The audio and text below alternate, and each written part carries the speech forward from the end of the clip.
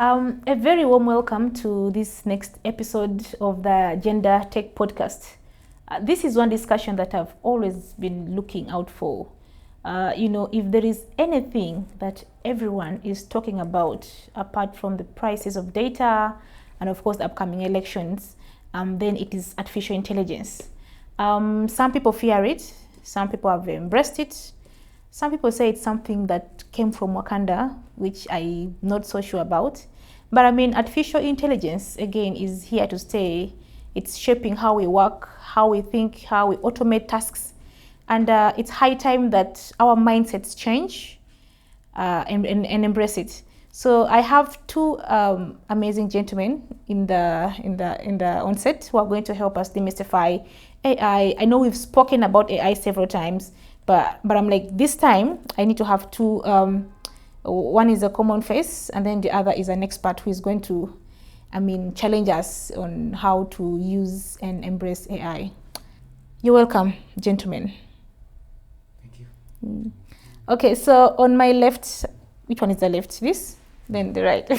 So on my left, I have you, Collins. Could you maybe introduce yourself? Tell us one thing that excites you apart from AI and technology. Okay, my name is Collins Bender Tyre. I am an AI software engineer. I'm also an educator and a consultant in the space. What excites me about what excites me other than AI? Yeah.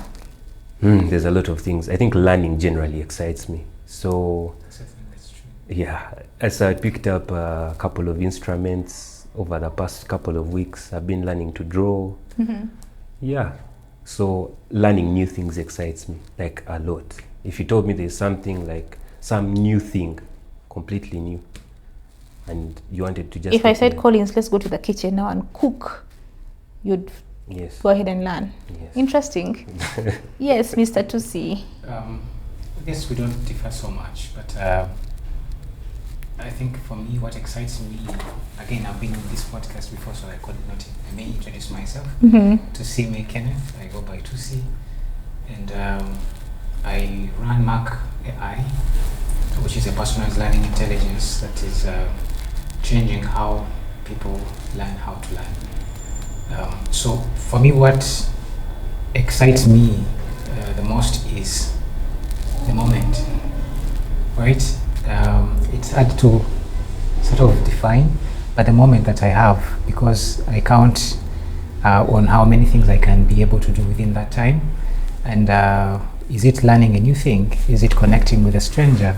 Is it, smiling at someone who's had a bad day? That excites me a lot, you know. So like you're here to make other people's lives better, apart now. from using technology. Right now.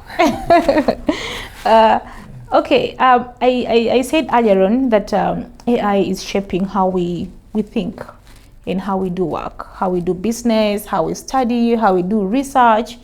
It's basically part of our lives, part of every aspect of our lives. So for a young and a small business owner out there, why should they worry about AI? Is this something they should be scared about? Why should AI be something of concern to them? Maybe to Collins. I think Tusi should take this one. You want to take it? Okay, I can take it. Let's first understand what AI is. When we talk about AI, we mean artificial intelligence.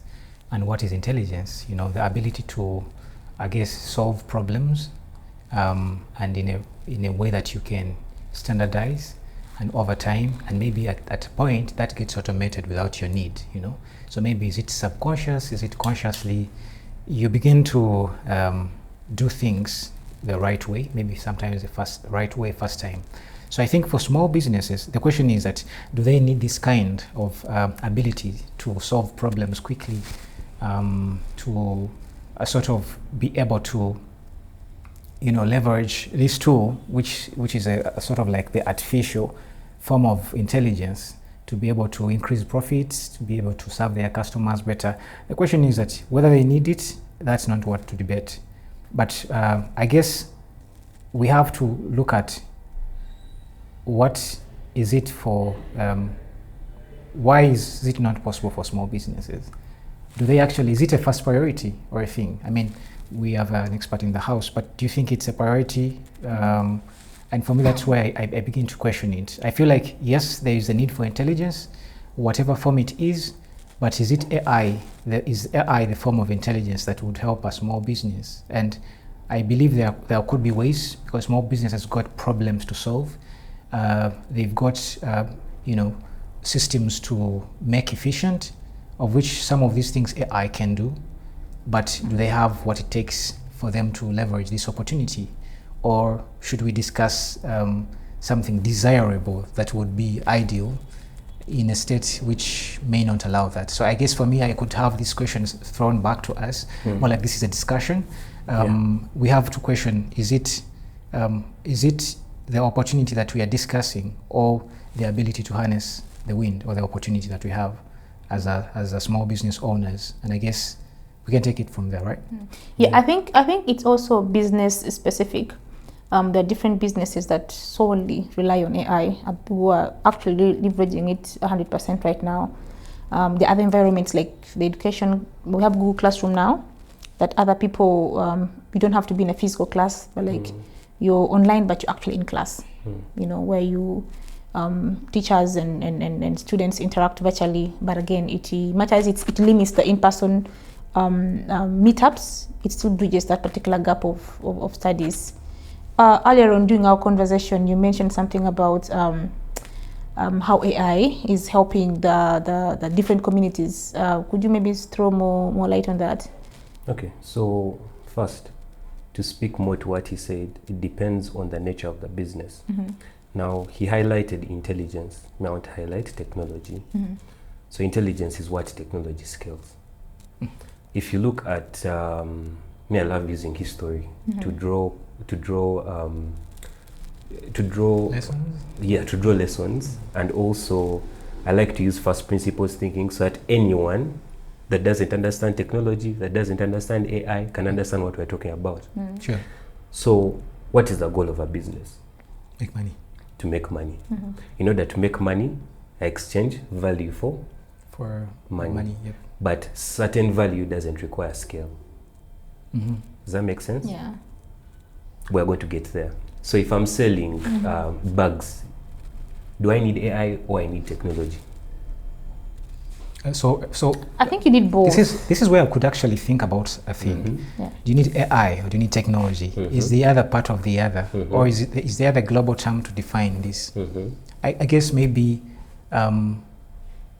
where I could again throw it back is what technology is and the evolution of technology, because AI could be part of technology. But it is not that all technology is AI, because there are some old traditional technology that can be used, but it is not necessarily in the form that AI is. Maybe sometimes could work in some form, following patterns, predicting things, but may not actually be that automated or sophisticated as AI is, right? Perfect. What do you think? Yeah, so that's exactly what I wanted to draw from. So if you look at history, first technology could have been sticks, could have been fire. So technology is anything that eases human work, right? Anything that eases human work. So AI is part of technology. Yeah. But to ease your work, I need to know your work. Does that make sense? Yeah. A stick wouldn't be good for a gatherer. A gatherer is the person that used to just collect the fruits. A stick won't help them. But the one who's going and hunting animals, a stick is useful, right? So that's why I said it depends on the nature of the business, because you see this same primitive description that I'm giving recurring over time. From the times where sorry, I'd lost my chain of thought. From the times where it was just like steam engines, to when blockchain came out, to when the internet came out and all that stuff. There's always that aspect. Is the thing that has been released for me. So like someone can release blockchain and everyone's crypto. But now my business, it really has nothing to do with it, right?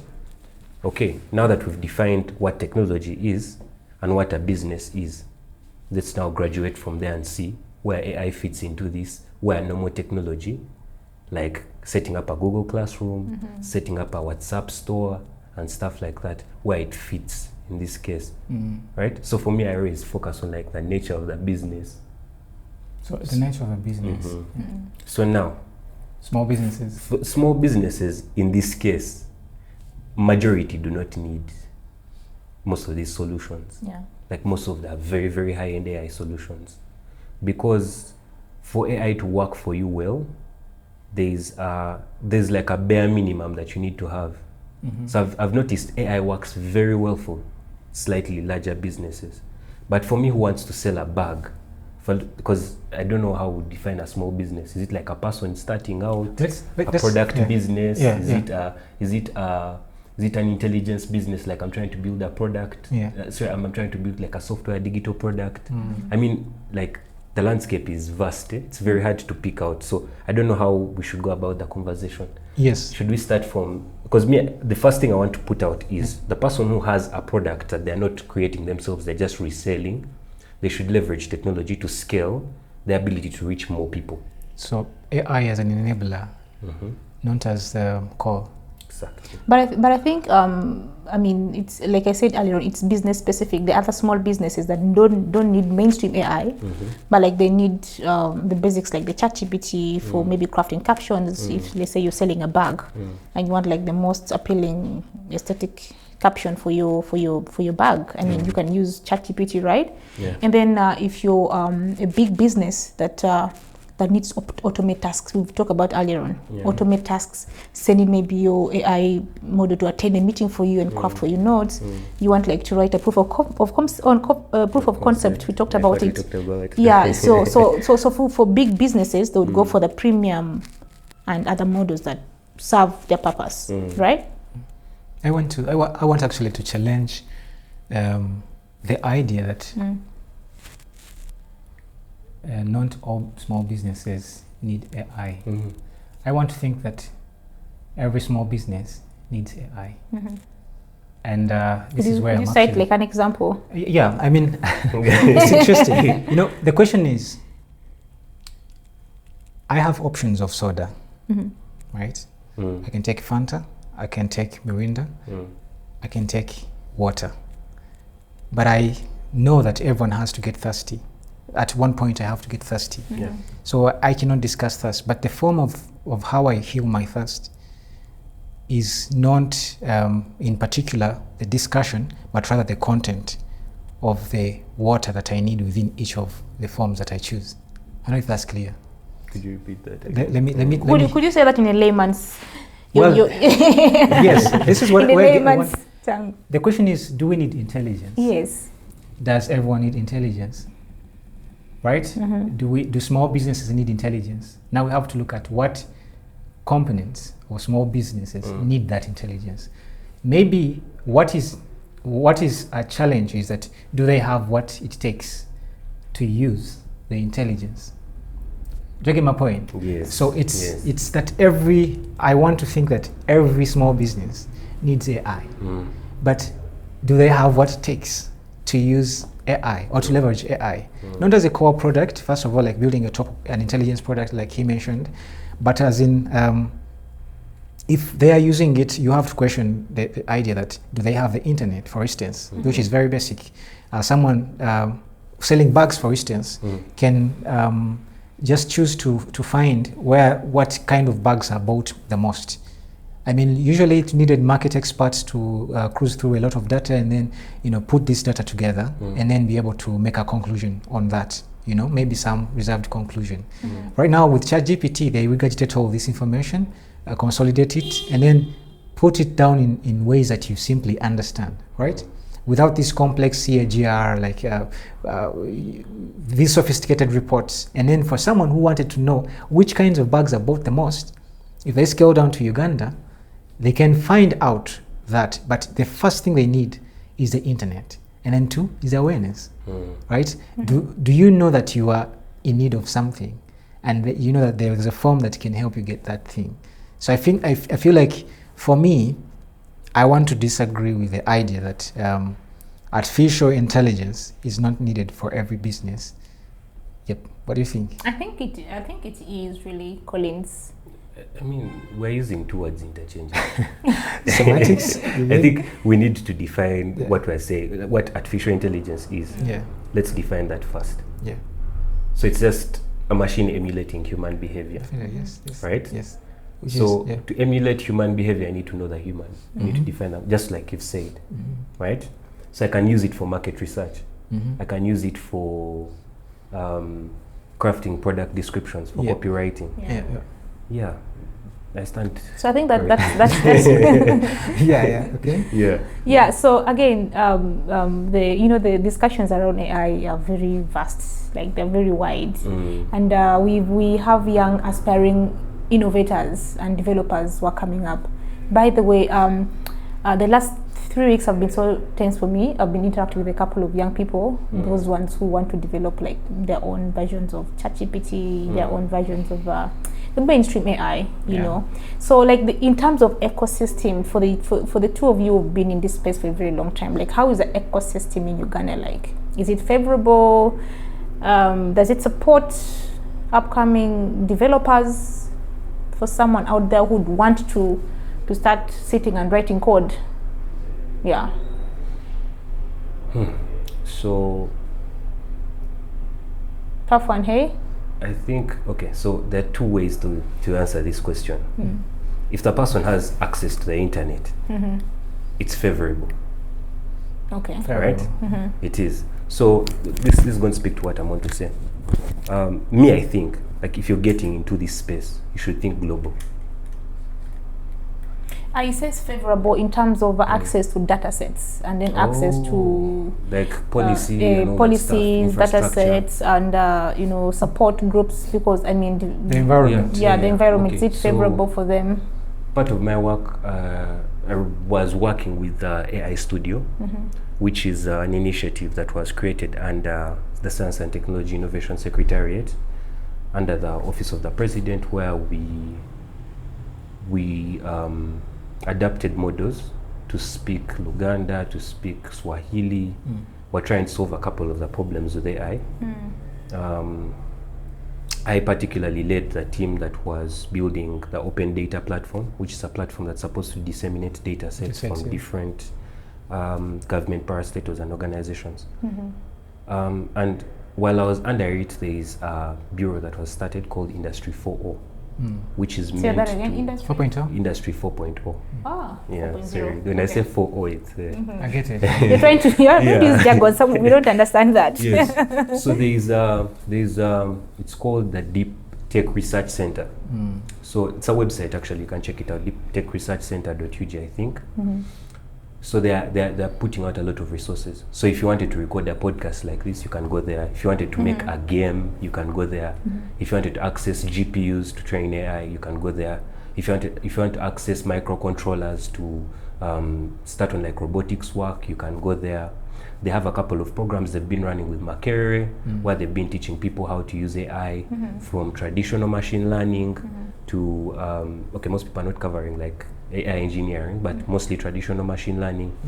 There's a lot of resources being poured into the space to push the tech agenda. So for a young developer, first I would get into the communities, start attending events. Can you mention some of the communities that you Okay, so first things first, you can go to the Deep Tech Center website, reach out to anyone there, right? Go to like the Makerere AI Labs. You can sign up there, start learning from them. You can go to the ICT Hub and just ask. You get all the information you need. Then the developer communities, though they've started to come down, that's the JavaScript Kampalas, the open source Kampala, but we are trying to do some work with them to get them back on board. There's a lot of events now being held by Refactory, by a lot of key players in the space, and they're trying to get this information out there. So they're giving out free scholarships for ladies to get into these communities, Oh, to nice. get to do these courses and stuff like that. It would be nice to know more about the scholarships. Oh yeah, so I sit on a board called the 10X board, the 10X Youth Sounding Board. So the 10X project is a project that was set out by MasterCard, but has a couple of partners. So there is UNDP, there is Outbox, there is Refactory, and a couple of other companies. So what they've been doing is they've been trying to support disabled people and women to get to like harness technology and add that to their businesses. So they're supporting people at different levels. So they're supporting people that are just getting started, but they also consider your educational background. So if you stopped in senior 4, you have access to these opportunities. You stopped in this, you didn't go to school completely, you have access to those opportunities. Now the beauty about it is all the partners are required to share this information on their social media platforms. So the first thing you need to do is follow all the people in the space. So go to Outbox. Outbox always shares those opportunities. And then there's Refactory. Refactory shares those opportunities. You can even go to their website and the 10x scholar, actually just Google Refactory 10x scholarship. There should be a link that shows up. So if you're a lady, you can get a scholarship today to learn how to develop software, how to develop AI, how to do product design, how to do project management, and several things like that. Yeah, I think, I don't know if I've missed anything, but like the opportunities to build out there, a lot of them. Now for people that have surpassed the learning stage, there are a lot of key players in the space that are coming into the space to support in different endeavors. So with AI, for people that are building at a very, very high level, like my colleague here, there's a lot of resources that are trying to be disseminated. So that are trying to be put out there. So earlier in the year, around April, when did we go for the Rwanda thing? That was March. March. Yeah, March. So they concluded at the end of the World Economic Forum, conference. So it's an AI conference on Africa. The AI Summit. Yeah. The AI Summit on Africa. They said there are four things we need to pay attention to if we want to stop watching things happen. So blockchain happens, we're just watching. The internet happens, we're just watching. So guys were now scared. AI is going to happen and they're going to leave us behind. So what are the four things we need to pay attention to? They said talent, because they realized only we contribute about 8% to global AI talent. And that 8% is people that are working remotely for companies their side. You can imagine. Wow. Then there's data. So how much undigitized, how much unstructured data is not collected. And I think we are going to get into a conversation about data as we go along, because I have a couple of insights from a company called Arcade, which is led by a gentleman that has been part of 5 hedge funds that have hedge funds that have managed over $1 billion. He worked for Visual Studio, Microsoft. He led teams like that. And he had a lot of interesting things to say about Africa. So it's talent, data, compute. So compute is just infrastructure. Yep. Cloud, your phone is compute. The server you're storing things on, your Google Drive, there's a computer that is storing those things that you're accessing. That's the compute. Or the machines that are used to train these models that you guys are going to use later. I don't know if we are supposed to define what a model is, because we might be throwing the word model around and someone doesn't know what that is. It would be good to break it down. Okay, so the model is the brain behind ChatGPT, right? So when you're typing and sending a message to ChatGPT, the thing that's actually answering the question is the model. Now to train that model, we require certain specialized computers that have what they call a GPU. Some people use a TPU, but it's only accessed with Google. But that GPU helps us. It helps us like create the. I'm trying to simplify the terms without giving jargon. Yeah. So all it does is just helps us create this model a little bit faster and more efficient, because a normal computer might not do a good job at training a large language model. So that's what they call the ChatGPTs. So it's a model, but it's called a large language model, which just means that it's been trained on a lot of information. And I don't know if I'm allowed to go into that stuff, but yeah, so the compute. It's AI, so anything AI and then data. And I think there'll be a portion where we go there. So there's compute, and then the last thing is policy. Now I always add a fifth one, literacy. Literacy is very important. So policies, are we looking at this thing ethically? Are we putting the right measures in place? Are we fostering sovereign control over AI within our spaces? Are we fostering, do our policies support collaboration between different states and stuff like that? So but on the compute side, I can say we are slightly okay. We are going to do. We might do well. Why? Because on a global, on the continental scale, there is a company called Cassava AI, led by Strive Masiyiwa. Cassava like muogo. Yeah, muogo. That's what the man named it. So he's one of the richest guys in Africa. Oh, wow. But he's been trying to lay, and he's been doing this for more than 15, 16 years. He's been trying to lay data pipelines to help to make sure that we have like data flowing through different continents. They're setting up. They've had a collaboration with NVIDIA, where they're trying to bring compute and access to GPUs for us here in Africa. So they were setting up, they had set up 4 of them, from what I can't recall properly, but you can go online and search. There's a conference that he had in South Africa where he talked about all the work they had been doing, and any innovator should go and watch it. So they are using partners, several partners across Africa to help distribute that compute. Wow. But I don't know when it will reach us, but it might be there. But now for us here in Uganda, there is a company called ABQ Cloud, and they're partnering with another company called, if you know Rock Cloud, Rock Sport. The owner, Mr. Biarohanga, is creating a cloud platform which they were launching with the government. I think they launched it in October, where it's called Rock Cloud. So they're going to be giving out GPU access. Yeah, shared GPU access. And so the GPUs are those computers that we use to train the models and stuff like that. I don't know if I need to go into what training a model means, like making it be able to answer the questions properly and stuff like that, or synthesizing data into a brain, whatever. So they're going to be giving access to startups and practitioners, academia, etc. for 2 years. They're going to be giving you free access to that platform for 2 years if you're a startup.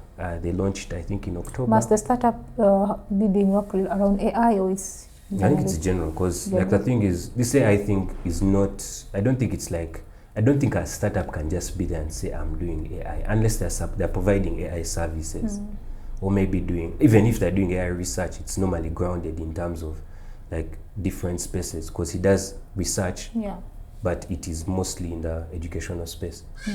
So I think it's just like generally startups, they just want people to get onto this thing, because they've reached a point where they're like, like we can't keep this, we need to get the resources and give it to innovators.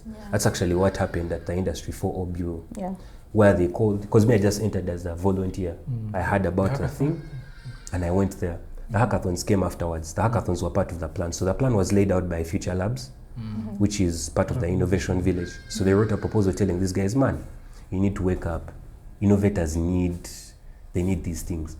So they told, they part of their plan was the Deep Tech Center. Inside the Deep Tech Center, they were supporting all the emerging technologies. So blockchain, game development, virtual reality, what, all that stuff. AI, they're trying to support different people in those spaces. And there are companies that are actually like using a lot of those resources and pushing forward. There are companies developing full games. Oh, wow. Like GTA type games, like a really good game. If you want, you can go there. Like it's open for anyone to go there. You can go to a Deep Tech Center and just walk in, apply and have your work done. There are people that have microcontrollers making small computers, small mini computers. The guys doing a lot of work around robotics. There's a lot of amazing stuff happening there. But they wanted to be able to like get all the resources. So they invited, for their stakeholders meeting, the first meeting that they made after the plan, they invited everyone. They invited innovators, they invited researchers, they invited academia. So all the people, all the big names in research, the likes of Engineer Baino Megisha, who did AirCore and a couple of other projects, the Makere AI Labs people, everyone was there. So they said, this is the plan, we need help. And help happened. So me, I contributed. When I came, I told them I'm a software developer. I have nothing to do. I'm here. So they added me to what they call the AI studio right now. And we developed a couple of models. We built the first benchmark called the Uganda Cultural Context Benchmark, which checks if these LLMs are culturally relevant. And so like there's a lot of support coming in, but not enough people going for it. But this is one guy we need to hold close. I want to take and that was really long, and very insightful. I'm taking the image of one as an innovator, but also as an ecosystem builder through Founders Lounge Uganda, and maybe the Montuawansi, right? I think what I've seen very common in Uganda, because we are now looking at the environment, is that there is hype more than reality.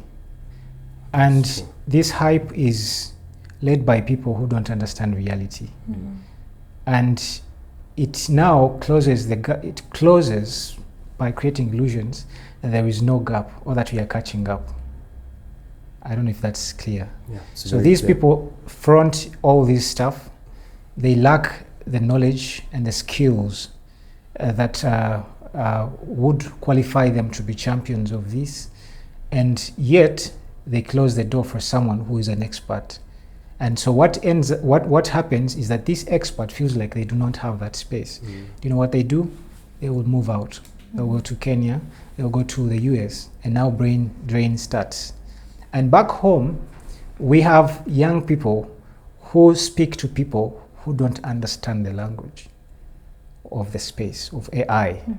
We have people who are innovators, but are interacting with people who have no idea how they can develop better policies. Talk about per diem. That's okay for them to have conferences and groups and workshops and all that. We've seen that. We've been part of that. I mean, Founders Lounge Uganda was created out of that pain that we had. You train so many entrepreneurs, and then what happens? You just drop them out of the way. Return on investment is basically exactly. So there is an article that I read just this week, was posted in Founders Lounge, is that the ones who the ones enabling entrepreneurs are richer than the entrepreneurs. Sort of like very paradoxical, right? So I want to take this stance and say, he's been part of I would say the small circle, and in particular that is to say that there is access to opportunity, but this opportunity is also highly competed for. Let's ask ourselves, first of all, when you want to talk about AI, you begin with education. Literacy, which he mentions as the fifth pillar. You begin with education.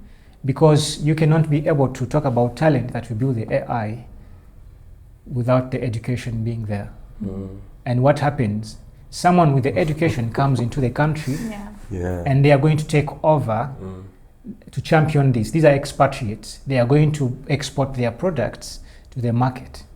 And so there's literally going to be high competition between the startups that are within the market and these that seem to be more favored. They come disguised as investment opportunities.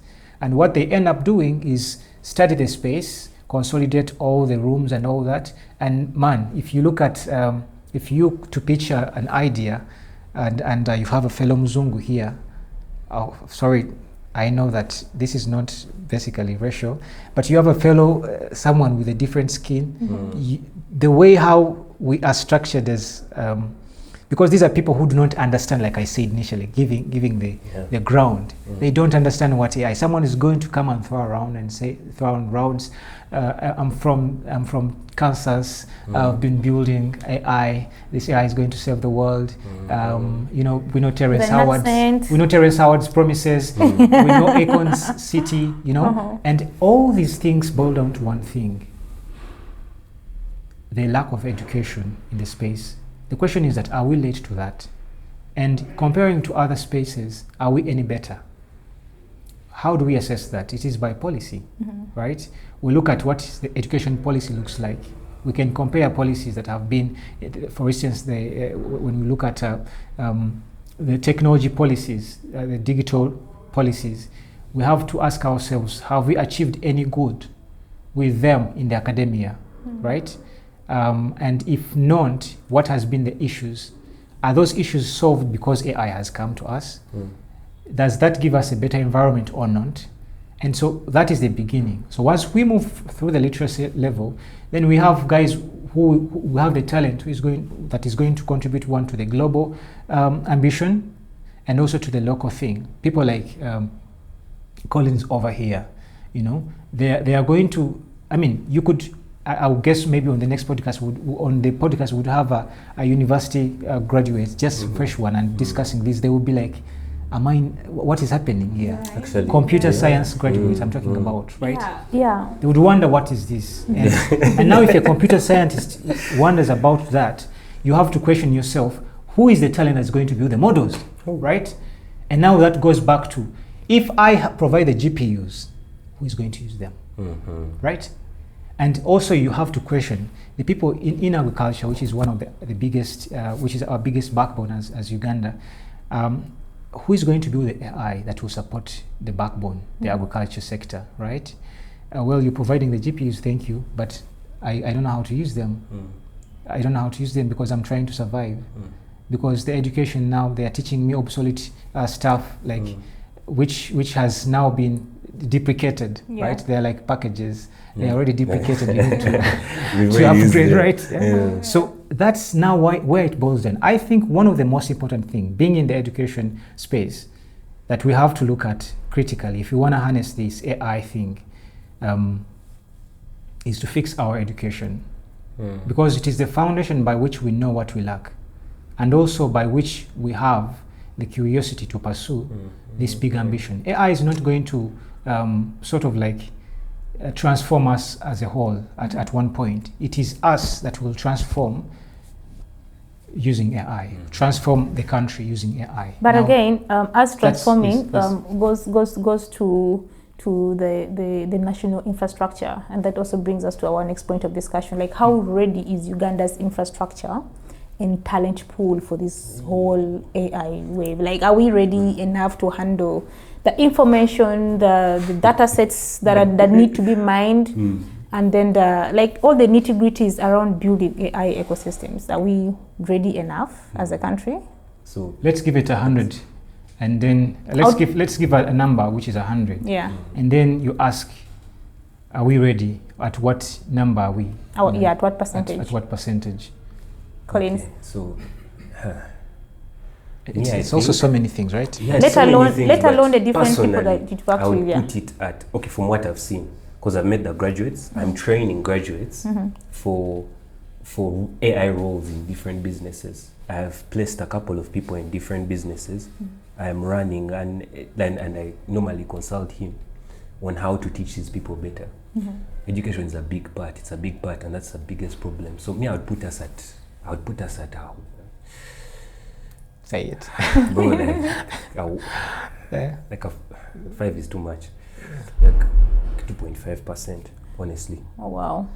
It's in East Africa or globally? If I'm talking about Uganda, maybe. Yeah. Now, if we're talking about East Africa, we can have a benchmark, so we look at. Okay. Yeah. So if we're benchmarking against our neighbors, Rwanda has a lot of policy support, right? Because just recently, a couple of weeks ago, they announced a partnership. Their Ministry of ICT supported Fred Swanika, owner of ALX, one of the biggest software engineering training companies across Africa. ALX. Anyone who has been in software engineering knows how hard that. Anyone who has gone through it knows how hard it was. I was also part of it. So this boot camp was so good that in Silicon Valley he was called to run that same boot camp there. And I think it was some place in the US.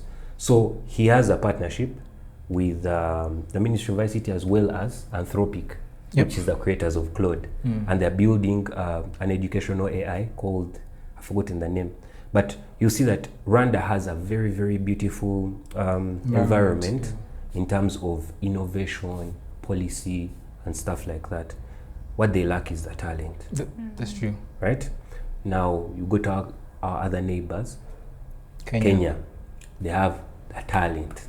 But the infrastructure, zero. Well, it's better than ours.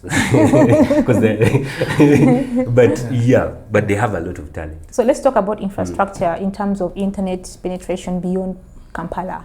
Because I mean, many people within the city and the outskirts have a lot of internet. Like beyond Kampala, like how is the internet penetration? Are universities preparing the young graduates? Are their minds being punctured that AI is coming, so let's do this, let's do that. Okay, let me first drill into this. So universities, most of the trainings that have been happening as a result of this Industry 4.0 thing, literacy and whatnot, are happening in the universities. Yeah. So this Makerre's pathogen economy, all that stuff, it's all happening within Makerere University. Yeah, based But in then, Kampala. based in Kampala. Based in But Kampala, then yes. all the other universities are left out. But because Makerere researchers like pushed for it. But now Chambogo, where I was, I did information technology and I think I'm even graduating next week. But Oh, wow. I didn't touch a computer all the 3 years I was there. Congratulations. You can imagine. So Like your own personal computer or like the no, institution? I had my own computer. Like for the And institution? The institution, Yeah. most of the, like, I think, like, most of my people who graduated with first class degrees, we could sit in front of a computer and we tell them, let's do what we studied in this course unit. And they would fail. Oh, wow. That's because, like, for us, there's no research culture, there's nothing. You just come to school, study. You pass. Yeah, pass, go. Like, I think we opened a computer like once. We did Microsoft Word on paper. We didn't have a practical exam. Oh, wow. We did it Jambo. on So paper. absurd. Just for context, Chambogo is located in Kampala. Like if you Not in remote yeah. So then the Not in- international universities, Yeah. I've met a couple of the VCs, not the VCs, their career guidance classes. Sorry, their career guidance departments and all that. And I've seen most of the international universities, the ones that are not public, private universities, are fighting because for them they know your graduate determines who will come, other than the fact that people failed here, they'll come here. But like a lot of them, like ISBAT, VU, Victoria University, and those guys actually fostering partnerships with the companies that do these certifications. So if you're doing a networking certification, it's done by Cisco, right? If you're So that doing makes it easier for the graduates, yeah. if you're doing a cloud certification, so if you're doing like a topic on cloud, they'll get like an AWS certified person or like or a Microsoft certified person come and teach. Yeah, but still, I think Makerere, okay, personally, the graduates I've seen from Makerere, there's a huge chunk that don't know like most of the stuff, but they have a better idea than other people. Then there are the guys, because Like for them they better have ideas theoretically or like the Well, practical. I've written some. Okay, let's say from 0 to 100 is at 100%. I can build a software. I can train an AI model. So a lot of them will be at like 10%, 20% when they leave, 25%, 30%. I have an idea. I can, like, if you mentor me properly, we can get it done. Oh, wow. Right? But then if you come like from other universities, you have to start from scratch. Forget everything you learned, because most people just cram to do the paper and go. Pass, yeah. Now for me, whenever I would enter a lecture room and I would see someone teaching linear algebra, I would know, hey, this is what is used to create large language models, right? When I enter a lesson about statistics, I'm like, hey, this is what they learning, use for data analysis, for machine learning. The whole field of study is built on those. When I look at, when they used to teach us about computer architecture, how it works, what's under the hood. When they would teach us about computer networks, I would know, if I want to do cybersecurity, I need to pay attention here. If I want to do cloud computing, I need to pay attention here, which is what we lack. And I think he'll speak more to it because he's been doing that hardcore work in that space. So that being said, there's a lot of, like, me, I always say, sorry, I'm trying to think about it while I speak. I always say, we just need to supplement what is already in the education system because all the basics are being taught. If someone actually learns why they are learning these different things after the 3-year degree, they would make a beautiful AI engineer, right? They'll make a beautiful ML engineer. They'll make a beautiful whatever, right? Yeah, so If I I- also yeah. also feel like universities need to. You mentioned I was actually very sad that the 3 years you were at campus, you didn't even open a computer open for a I public. didn't need to open one.